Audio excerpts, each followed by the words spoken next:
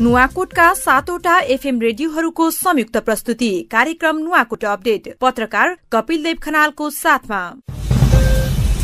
Corona virus संक्रमण नियन्त्रणका लागि सरकारले गरिरहेको प्रयास, जिल्लाको पछिल्लो अवस्था जस्ताको तस्तै थाहा पाउन सुन्न नछुटाउनुहोस् कार्यक्रम नुवाकोट अपडेट। सबै दिन साँझ 6:30 बजे 88.4 मेगाहर्जमा radio Trishuli, radio Jalpa 104.5 megahertz, गज्जबको radio 105.7 megahertz, mix FM 89.4 megahertz, radio Bhairavi 88 megahertz र रेडियो सञ्जीवनी 89 मेगाहर्जमा। सबै दिन राति 7 बजे नुवाकोट एफएम 106.8 मेगाहर्जमा।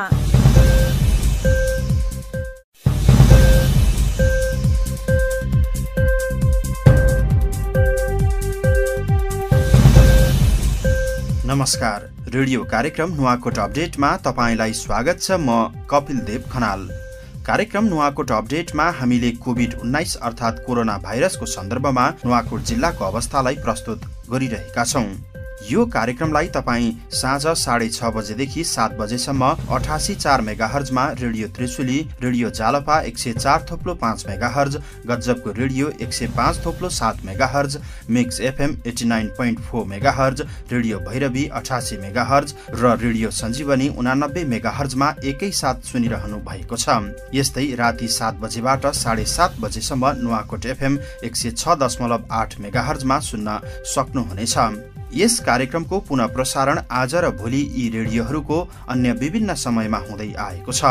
कोरोना भाइरसको संक्रमणबाट जोगिन र समुदाय सुरक्षित राख्नका लागि नुवाकोट जिल्लाबाट प्रसारण हुने यी 7वटा एफएम रेडियोहरूको संयुक्त प्रयासको रूपमा यो कार्यक्रम रहेको छ। अहिले हामी रेडियो त्रिशुलीको विदुर स्थित स्टेशनबाट बोलिरहेका छौं। कार्यक्रम नुवाकोट अपडेटलाई नुवाकोट जिल्ला र यहाँका नागरिकहरूलाई सुरक्षित राख्नका लागि सरकारले गरिरहेको प्रयास, अहिलेको वर्तमान अवस्था, नागरिकहरूको प्रतिक्रिया र जनजीवनमा केन्द्रित गर्दै आएका छौं। यसै सन्दर्भमा हामीले विभिन्न व्यक्तिहरूसँग संवाद गरिरहेका छौं। अब लागौं आजको कुराकानीतर्फ। यतिखेर हाम्रो टेलिफोन सम्पर्कमा हुनुहुन्छ दुप्चेश्वर गाउँपालिकाका उपाध्यक्ष अन्जु आचार्य। यहाँलाई स्वागत छ कार्यक्रममा।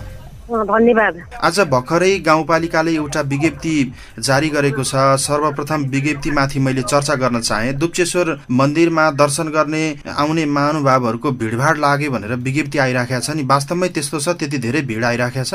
यो चाहिँ हामीले बन्दाबन्दीको बेलामा सवारी साधनहरू चल्ने क्रम चाहिँ एकदमै छैन। तैपनि गाउँमा चाहिँ अहिले सहरबाट नजिकै काठमाडौँबाट यताउताबाट धेरै मान्छेहरू गाउँ फर्केका कारणले उहाँहरूले नै नियमित जस्तो मन्दिर गएर केही होइन म मात्रै हो भन्ने जस्तो अलिकति हेलचेक्राइपनाले मन्दिर गएर हामीले हाम्रो त्यो मन्दिरको सर्भर चाहिँ गाउँपालिकाबाट पनि हेर्न सक्ने बनाएका छौँ। त्यहाँबाट हेर्दाखेरि पनि दैनिक जस्तो चाहिँ त्यहाँ भिडभाड लागिरहेको अवस्था देखिरहेको कारणले गर्दाखेरि यो चाहिँ हाम्रो यो जोखिमलाई, यो 19 कोभिडकोलाई जोखिमलाई चाहिँ मध्यनजर गर्दै अब यसले चाहिँ हाम्रो विकराल अवस्था ल्याउन सक्ने कुराहरूलाई मध्यनजर गरेर अब हामीले चाहिँ यसलाई तत्कालै कोही सूचना जारी नै गरेर कोही कसैलाई पनि त्यहाँ चाहिँ नजानु हुनको लागि आग्रह गर्नुपर्छ भन्ने हाम्रो एउटा चाहिँ निर्णय भएर आज हामी यो बाध्य भएर यो गरेका छौँ र सूचना निकालेर हाम्रो भक्तजन, श्रद्धालु भक्तजनहरूमा चाहिँ यो सूचना चाहिँ पुगोस् भन्ने उद्देश्यले चाहिँ हामीले यो गरेका छौँ। अनि नियमित पूजाआजा पनि रोकिन्छ कि अब यो भक्तजनहरू मात्रै उपस्थितिको क्रमलाई रोकिदिनु भएको हो?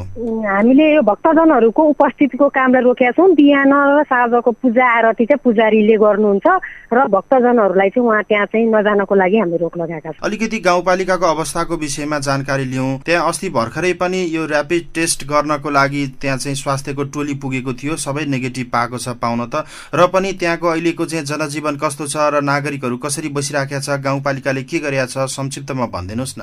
सुरुमा यो जब नेपाल सरकारले यो चैत्र 9 गते बन्दाबन्दीको कुरा घोषणा गर्यो, त्यो पछाडि हामीले हाम्रो गाउँपालिकाभित्र तेस्रो मुलुक र छिमेकी मुलुक भारतबाट आउने मान्छेहरूको तथ्याङ्क लगत सङ्कलन चाहिँ प्रक्रिया अगाडि बढाएको थियौँ। त्यति बेला हामीले लगत सङ्कलन गर्दा हामीसँग आएको डाटामा 13 जना मान्छे चाहिँ विदेशबाट आएका मान्छेहरू चाहिँ उहाँहरू हाम्रो सम्पर्कमा हुनुहुन्थ्यो र उहाँहरूका चाहिँ आरडिटी अस्ति हाम्रो 1 गते 2077 साल वैशाख 1 गतेको दिन चाहिँ आरडिटी गरेर उहाँहरूमा चाहिँ नेगेटिभ छ या पोजिटिभ छ भन्ने खालको त्यो आरडिटी गर्यौँ। त्यसमा चाहिँ सबैजनाको चाहिँ नेगेटिभ आएको र ऱ्यान्डमली एकजनाको चाहिँ स्वाब टेस्टको लागि पठाउने एउटा प्रक्रिया अन्तर्गत एकजनाको चाहिँ स्वाब टेस्टको लागि पनि टेकु पठाइएको छ त्रिशुली अस्पताल मार्फत। त्यसरी गएको छ र त्यसले गर्दा अलिकति बाहिरबाट आउने मान्छेहरूबाट चाहिँ सुरक्षित छौँ कि भन्ने एउटा चाहिँ महसुस भएको थियो भने अर्को कुरा भनेको अहिले दिनानुदिन बढिरहेको यो चाहिँ केसहरूले गर्दाखेरि चाहिँ हामीलाई काठमाडौँबाट आउने जाने काठमाडौँ आउँदा जाँदा विभिन्न किसिमको चाहिँ मान्छेहरूबाट हिँडेर आउने मान्छेहरूको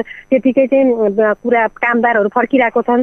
तीहरूबाट पनि हामी अलिकति असुरक्षित छौँ, केही रोगहरू आएको छ कि भन्ने कुराले चाहिँ हामीलाई त्यो प्रति घट्याएको कारणले अहिले फेरि हामीले हरेक ओडामा भारतबाट आउने मान्छेहरूको पछिल्लो चरणको चाहिँ अपडेट लिने र अब बिस्तारै काठमाडौँबाट चाहिँ भर्खर यो चैत्र 10 गतेभन्दा पछाडि काठमाडौँबाट हाम्रो गाउँपालिकामा छिर्ने मान्छेहरूको पनि डाटा लिनका लागि चाहिँ हामी त्यो अवस्थाको तयारीमा रहेर होमवर्क गरिरहेको छौँ। त्यो गर्न तयारी अवस्थामा गरिरहेका छौँ र नियमित औषधि खाने दीर्घ रोगीहरू हुन्छ जो सुगर प्रेसर अनि त्यसपछि यो थाइरोइड यस्ता खालका नियमित औषधि खानुपर्ने मान्छेलाई औषधि किन्न जान उहाँहरूलाई असहजता भएको कारणले स्वास्थ्य संयोजक मार्फत चाहिँ उहाँहरूले खाने औषधिको नाम र डाक्टरले दिएको चाहिँ उहाँहरूलाई सिफारिस त्यसको आधारमा चाहिँ हामीले औषधि किन्नका लागि किनेर उहाँहरूलाई औषधि लिनका लागि सहजीकरण मार्फत सहजीकरण गराएका छौँ। यो राहतको कुराहरू आइराखेका छ दुधेश्वर गाउँपालिकामा।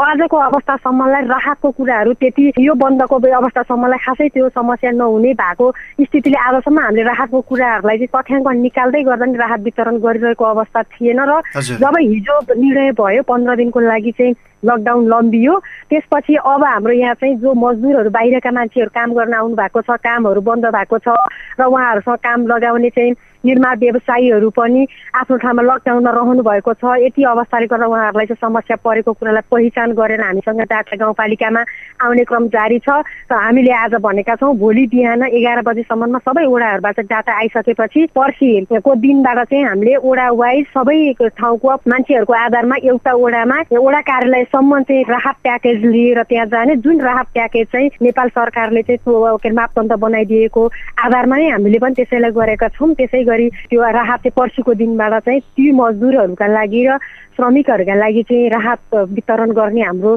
पर्सिको दिनबाट त्यो राहत वितरण पनि सुरु हुन्छ।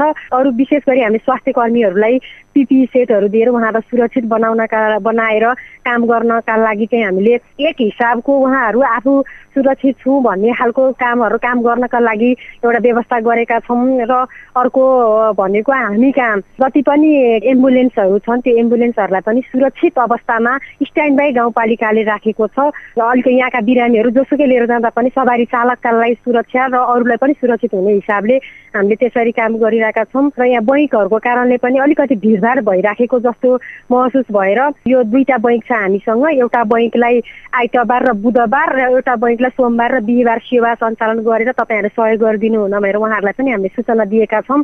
त्यो अन्तर्गत काम चलाउने र अबको दिनमा गाउँपालिकामा यस्ता खालका जो कोही मान्छेहरू बाहिरबाट आएका त्यस्तो देखियो भने उहाँहरूलाई तत्काल स्वास्थ्य कर्मी मार्फत ऱ्यापिड टेस्ट गर्नका लागि चाहिँ सहजीकरण गर्ने भूमिका निभाएर त्यस्ता खालको केसहरू चाहिँ लिएर अगाडि बढ्ने भनेर चाहिँ अनि हामी लागिरहेका छौँ। हजुर, गाउँमा घट्टा मिलहरू चलिरहेका छ कि छैन? गाउँको घट्टा मिलहरू निर्वाध रूपमा चलिरहेका छन् जसले अरू सवारी साधन प्रयोग नगरिकन हिँडेर बोकेर लिएर गएर गर्दा केही पनि अप्ठ्यारो छैन। त्यसलाई हामीले चाहिँ सुरक्षित रूपमा तपाईँहरू चलाउनुहोस् भनेर हामीले भनिरहेका छौँ। अघि भन्नुभएको थियो औषधिको प्रसङ्ग। यो औषधि जसले सेवन गर्नुपर्ने हुन्छ यहाँहरूले तथ्याङ्क सङ्कलन गर्नुभएको आधारमा जुन औषधि ल्याउनुहुन्छ उहाँहरूले औषधि लिनलाई गाउँपालिका अथवा वडा कार्यालयसम्म पुग्नुपर्छ कि तपाईँहरूले घर घरमा लगेर दिनुहुन्छ? हामीले अहिलेसम्म हामीलाई आएकोमा जम्मा 2-3 जनाले मात्रै सम्पर्क गर्नु भएको छ। के भन्नुभएको छ भने हामीलाई यो 3 गतेकोसम्म लकडाउन अवधि यदि हो भने हामीलाई औषधि पुग्छ, अहिलेलाई पर्दैन। त्योभन्दा पछाडि थपियो भने हामी सम्पर्कमा आउँछौँ भनेर भन्नुभएको छ।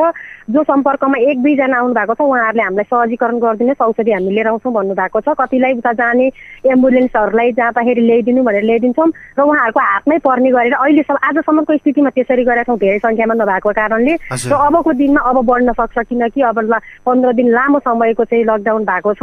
त्यसले गर्दाखेरि उहाँहरूले अब हामीलाई चाहिँ त्यो टिपाउँदै हुनुहुन्छ त्यो टिपिसकेपछि हामीले त्यो औषधि लिएर आउँछौँ र लिएर आएर सम्बन्धित ओडामा ओडा अध्यक्ष मार्फत त्यसमा को खाने हुन्छन् त्यो भाटामा चाहिँ लैजानका लागि चाहिँ हामी त्यसरी जाने हाम्रो चाहिँ प्लान छ अबको दिनमा चाहिँ। यो सामाजिक सुरक्षा भत्ता वितरणपट्टि केही सोच्नु भएको छ? यो सामाजिक सुरक्षा भत्ता अहिले भर्खर दिनुपर्ने छ, त्यसमा कर्मचारीहरू पनि यता हुनुहुन्न, लकडाउनमै उता काठमाडौँतिर हुनुहुन्छ र उहाँहरूले मलाई निका गएर त्यो निकासा लिएर आउनु पर्ने हो या निकासा भएको छैन त्यो कुराहरूमा अलिकति भयो, पैसा निकासा भएको छैन भन्ने कुराहरू सुनिन्छ। त्यो के छ उहाँहरूलाई स्पष्ट थाहा छ होला र यदि त्यो निकासा भएर आयो भने सामाजिक सुरक्षा भत्ता आउँदा साबिकका एउटा ओडा पहिलाका एउटा ओडामा दिँदाखेरि साबिकको एउटा ओडाको पनि 5 जना 6 जनाको दरले मात्रै बैकमा आएर त्यसरी त्यो तोकिएको दिन आएर लिएर जानका लागि पनि हामीले हाम्रो तर्फबाट गर्ने सहजीकरणको लागि त्यो खालको चाहिँ प्लान बनाइरहेका छौँ।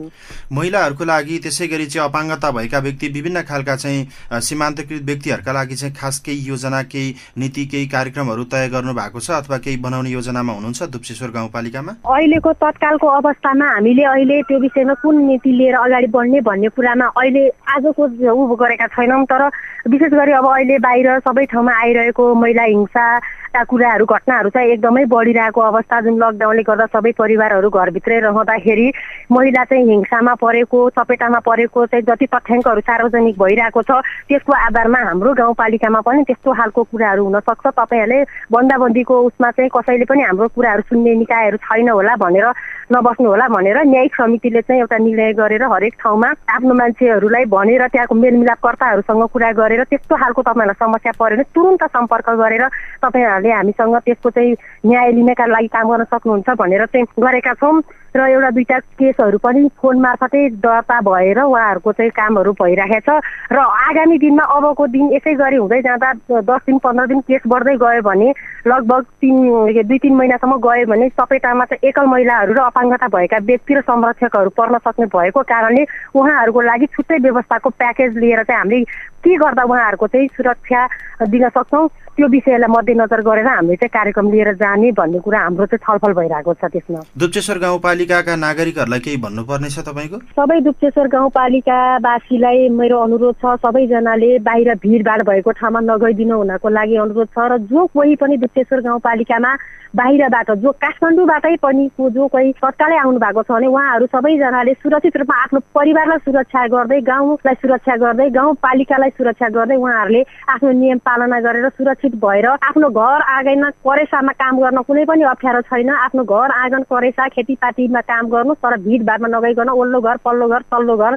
कतै नगइकन आफू पनि सुरक्षित बस्नुहोस् र अरूलाई पनि सुरक्षित राखेर हामीलाई यति बेला ठुलो सहयोग गरेर गुण लगाइदिनु होला भन्ने चाहिँ अपेक्षा गरेर यहाँहरूले आजसम्म जे जति यो अप्ठ्यारो परिस्थितिमा पनि यो सामना गरिरहनु भएको छ यसको लागि विशेष धन्यवाद दिँदै र यो अवस्थाले यहाँहरूलाई पर्न गएको विभिन्न किसिमको चाहिँ समस्याहरूप्रति यो चाहिँ म दुप्सेश्वर गाउँपालिकाको एउटा उपाध्यक्षको हैसियतले र एउटा चाहिँ तहको चाहिँ एउटा नेतृत्वको हैसियतले यहाँहरूलाई प्रति पर्न गएको असुविधाप्रति चाहिँ क्षमा माग्दै तपाईँहरूलाई कस्ता खालका सहजीकरणको आवश्यकता पर्छ गर्न मिल्ने र सबै हाम्रो स्वास्थ्यलाई चाहिँ आफ्नो स्वास्थ्यलाई मध्यनजर गरेर आफ्नो स्वास्थ्यलाई चाहिँ समस्या नपर्ने गरी सबैलाई सुरक्षित हुने तवरको चाहिँ तपाईँहरूलाई कस्ता खालका सहजीकरण गर्नुपर्छ दुप्सेश्वर गाउँपालिका अहोरात्र खटिरहेको छ। तपाईँहरूसँग जति बेला पनि तपाईँहरूले सम्पर्कमा आउन सक्नुहुन्छ त्यस्ता सहजीकरण गर्न दुप्सेश्वर गाउँपालिका रहेको छ भन्ने कुरामा ढुक्क हुनुहोस् भन्दै यहाँहरूले अहिलेसम्म देखाउनु भएको यो सौहार्दताको लागि चाहिँ धन्यवाद व्यक्त गर्न चाहन्छु। यहाँको महत्त्वपूर्ण समयको लागि धन्यवाद। हजुर धन्यवाद।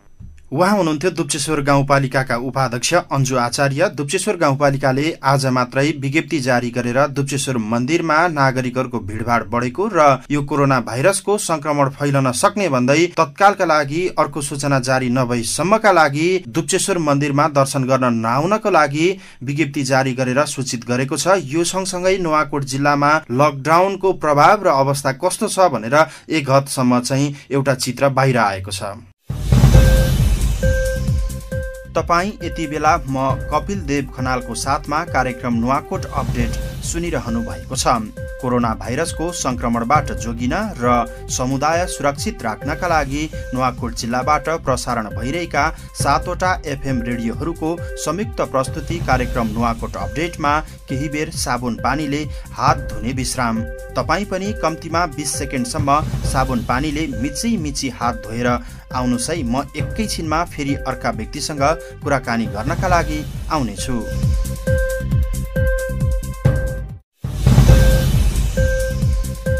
कार्यक्रम नुवाकोट अपडेटमा तपाईलाई फेरि स्वागत छ। यो कार्यक्रम नुवाकोट जिल्लाबाट प्रसारण भइरहेका 7वटा एफएम स्टेशनहरू 88.4 मेगाहर्जमा radio Trishuli, radio Jalpa 104.5 megahertz, Nuwakot FM 106.8 megahertz, गजबको radio 105.7 megahertz, mix FM 89.4 megahertz, radio Bhairavi 88 megahertz र रेडियो सञ्जीवनी 89 मेगाहर्जमा सुनिरहनु भएको छ। कोरोना भाइरसको संक्रमणबाट जोगिन र समुदाय सुरक्षित राख्नका लागि नुवाकोट जिल्लाबाट प्रसारण हुने यी 7वटा एफएम रेडियोहरूको संयुक्त प्रयासको रूपमा यो कार्यक्रम प्रस्तुत गरिरहेका छौं।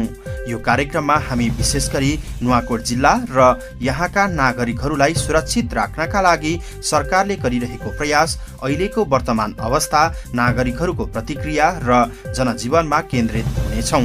कार्यक्रममा अब लागौं अर्का व्यक्तिसँग कुराकानी गर्नतर्फ।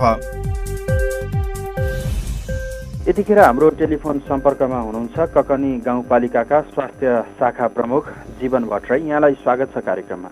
धन्यवाद। हिजो मात्रै यहाँहरू कहाँ ऱ्यापिड टेस्ट भएको थियो, के विवरण आयो सुनाइदिनुहोस् न। हामीले हिजो ककनी गाउँपालिकाको हाम्रो ककनी प्राथमिक स्वास्थ्य केन्द्रमा 9 जना र 1 जनाको अलिकति काठमाडौँबाट आउन ढिलो गर्नु भएको हुनाले लिखु गाउँपालिकामा उहाँलाई हामीले पठायौँ, 1 जना सुमन पटेललाई। र गरी हाम्रो गाउँपालिकाको जुन तेस्रो मुलुकबाट फागुन 25 गतिभन्दा पछाडि आउनुभएका 10 जनाको हामीले ऱ्यापिड टेस्ट गऱ्यौँ।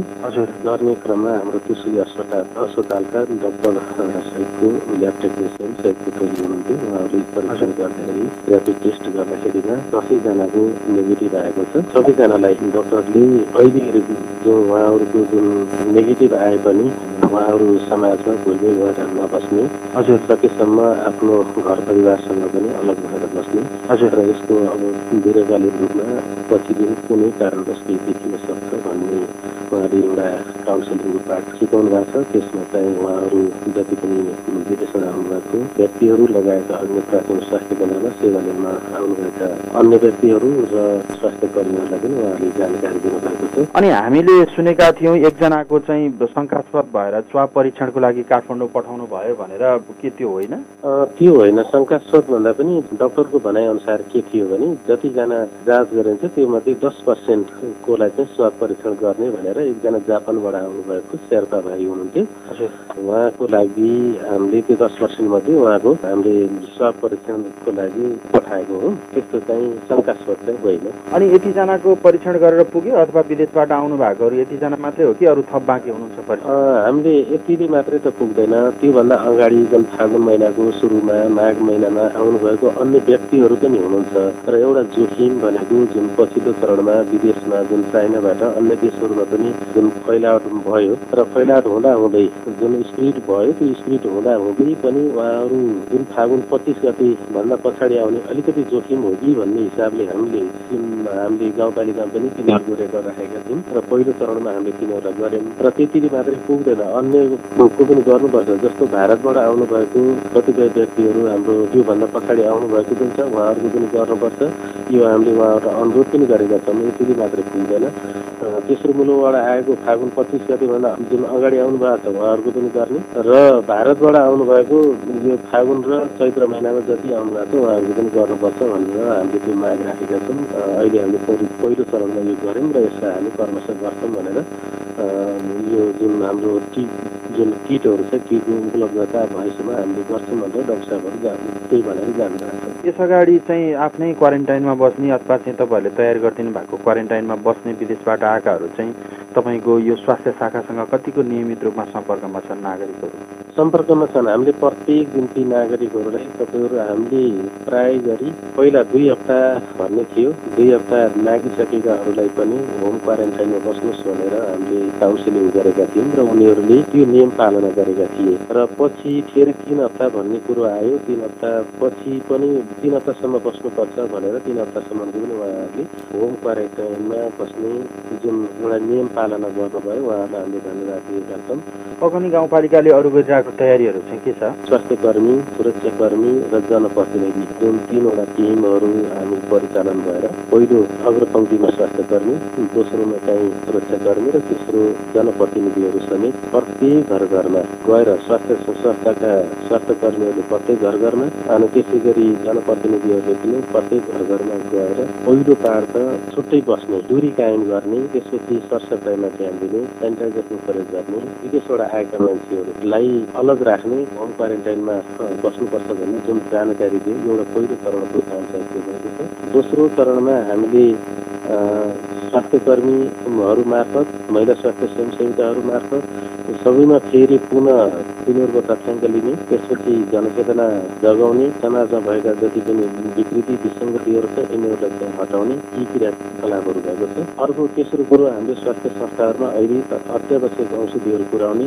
अत्यावश्यक सेफ्टीका सामानहरू पुर्याउने काम जुन स्वास्थ्यकर्मीहरूलाई जुन कुराबाट जोखिम हुन्छ ती जोखिमबाट मुक्त हुनको निमित्त हामीले सेफ्टीका सामानहरू दिने जे जति उपलब्धता भएको छ हामी त्यसलाई चाहिँ गर्न छ। यो वर्तमान अवस्थामा हामीले खरिद गर्दाखेरि पनि केही कुराहरू नपाउँदाखेरि जे जति आउँछ, जे पाएका छौँ ती कुराहरू हामीले स्वास्थ्य संस्थाहरू पठाउने त्यो कामहरू हामीले गरिरहेका छौँ। अहिले त्यो निरन्तर भइरहेकै छ। हस्, यहाँको महत्त्वपूर्ण समयको लागि धन्यवाद। हस्, धन्यवाद। उहाँ हुनुहुन्थ्यो ककनी गाउँपालिकाका स्वास्थ्य प्रमुख जीवन भट्टराई।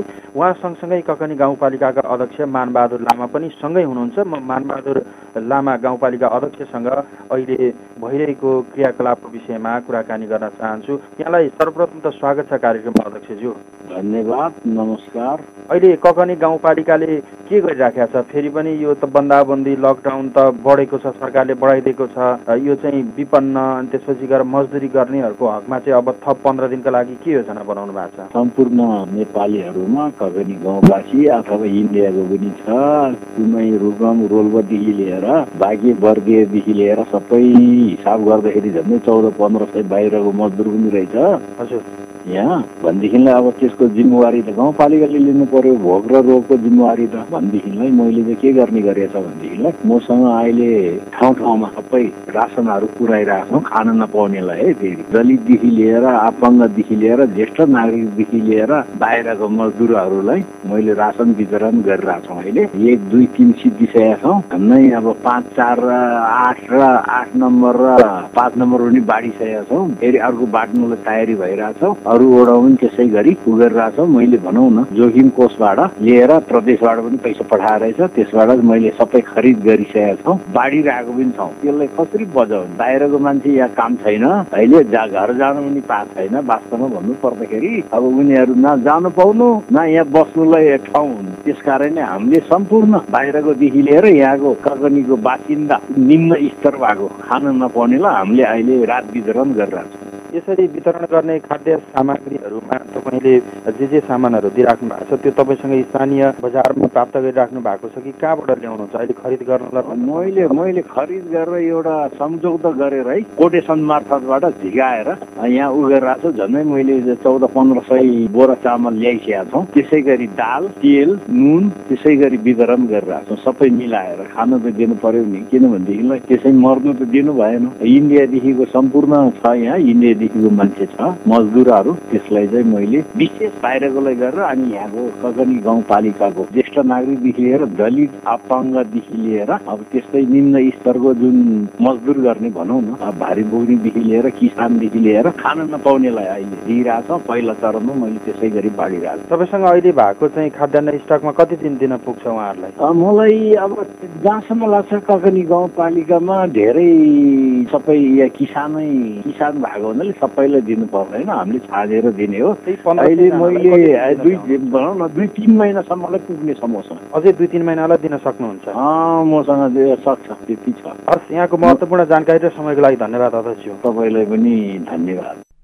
उहाँ हुनुहुन्थ्यो ककनी गाउँपालिकाका अध्यक्ष मानबहादुर लामा। हामीले उहाँसँग कुराकानी गर्यौं। ककनी गाउँपालिकाले अहिलेको अवस्थामा बन्दाबन्दीमा त्यहाँ रहेका मजदुरहरूलाई खाना दिनका लागि अझै कति मौजात बाँकी छ सामग्रीहरू र अहिले तयारी के गरिरहेको छ भन्ने सन्दर्भमा भने उहाँभन्दा अगाडि ककनी स्वास्थ्य शाखाकै प्रमुख जीवन भट्टराईसँग कुराकानी गरेका थियौं। हिजो ककनी गाउँपालिकामा भएको कोरोना भाइरस संक्रमण परीक्षणमा एकजनामा शंकास्पद लक्षण देखिएकोले स्वाब परीक्षणका लागि काठमाडौँ पठाइएको भनेर जुन हल्ला भएको थियो, वास्तविकता त्यसो नरहेको र नमुना परीक्षणका लागि मात्रै एकजनाको काठमाडौँ स्वाब परीक्षणका लागि पठाइएको जानकारी ककनी स्वास्थ्य शाखा प्रमुख जीवन भट्टराईले हामीलाई भर्खरै दिनुभएको छ। कार्यक्रम नुवाकोट अपडेट नुवाकोट जिल्लाबाट प्रसारण भइरहेका 7वटा एफएम स्टेशनहरू 88.4 मेगाहर्जमा radio Trishuli, radio Jalpa 104.5 megahertz, Nuwakot FM 106.8 megahertz, गज्जबको radio 105.7 megahertz, mix FM 89.4 megahertz, radio Bhairavi 88 megahertz र रेडियो सञ्जीवनी 89 मेगाहर्जमा सुनिरहनु भएको छ। दैनिक रूपमा प्रस्तुत हुने यस कार्यक्रमको अर्को श्रृङ्खलामा उपस्थित हुने बाचा सहित प्राविधिक साथी प्रीतिका थापा र म कपिल देव खनाल अहिलेलाई बिदा भए। तर याद गर्नुहोस्, कोरोना भाइरसको संक्रमणबाट आफू र अरूलाई जोगाउने सबैभन्दा ठूलो उपाय भनेको छिनछिनमै साबुन पानीले मिची मिची हात धोइरहनु नै हो। नमस्कार। नुवाकोटका 7वटा एफएम रेडियोहरूको संयुक्त प्रस्तुति कार्यक्रम नुवाकोट अपडेट, पत्रकार कपिल देव खनालको साथमा। कोरोना भाइरस संक्रमण नियन्त्रणका लागि सरकारले गरिरहेको प्रयास, जिल्लाको पछिल्लो अवस्था जस्ताको तस्तै थाहा पाउन सुन्न नछुटाउनुहोस् कार्यक्रम नुवाकोट अपडेट। सबै दिन साँझ 6:30 बजे 88.4 मेगाहर्जमा radio Trishuli, radio Jalpa 104.5 megahertz, गज्जबको radio 105.7 megahertz, mix FM 89.4 megahertz, radio Bhairavi 88 megahertz र रेडियो सञ्जीवनी 89 मेगाहर्जमा। सबै दिन राति 7 बजे नुवाकोट एफएम 106.8 मेगाहर्जमा।